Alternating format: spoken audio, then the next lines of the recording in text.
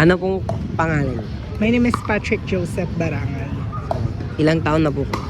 21. Saan po kayo nakatira? Wawa, nasa Batangas. Kasapi ka ba ng komunidad ng LGBTQIA? Yes. Nararanasan mo ba ang bullying mula sa iyo? No. I haven't pa naman so far. So, yung question po kasi namin sa about sa nakaka-experience, if kung ano lang po yung ano nyo, yung prior knowledge.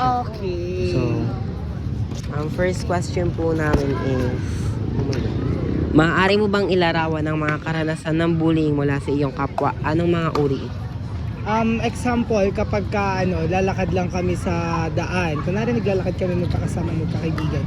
And merong nagiinuman or may mga grupo ng mga straight guy na madadaanan namin.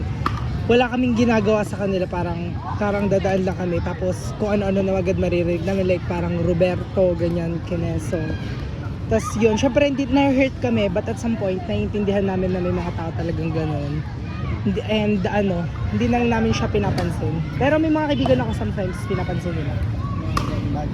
Sa anong mga lugar o sitwasyon karaniwang nangyayari ang mga karanasan na ito? Sa lugar, mostly sa public places kasi eh. Kasi most of the time, syempre kami mga sa grupo kasi namin, palagala kami. Mostly nangyayari siya sa public places, ganun. Dito sa plaza at some point, meron din naman mga ganun. So, paano nakaka-apekto ang bullying mula sa iyong mga kapwa sa iyong emosyon? Actually, di naman masyado para sa akin kasi di ko naman siya tinitake na sobra-sobra. Like, hindi ko siya tinitake na parang nasasaktan ako, although nasasaktan ako, pero inaano ko na lang siya. Sinasarili ko na lang. So, paano nakaka-apekto ang mga karanasan na ito sa iyong relasyon o pakiramdam ng pakikipagkila? Minsan nahihiya kaming lumapit doon sa mga guy or i-approach sila. So parang yung community namin, kung saan lang kami comfortable, doon lang kami nagsasama. Parang gano'n.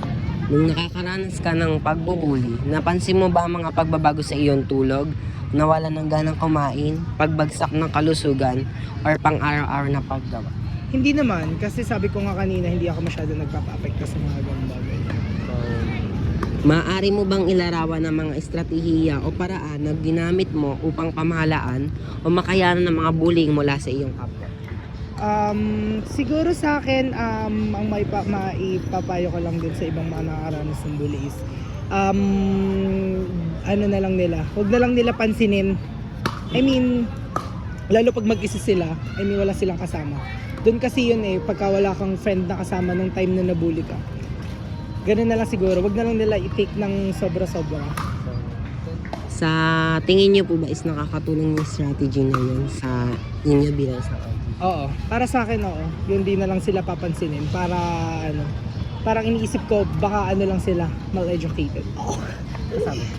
Last question po is, sino ang mga tumulong sa inyo na makayanan ng bullying at anong paraan na ginawa nila upang suportahan ka sa may hirap na panahon? Friends ko, most of the time. Syempre, yung mga kaibigan mo, pagka yung time na down ka and may nangyari sa'yo, nandiyan naman lagi yung mga kaibigan mo para salihin nyo or damayin ka sa problema na kinakaharap.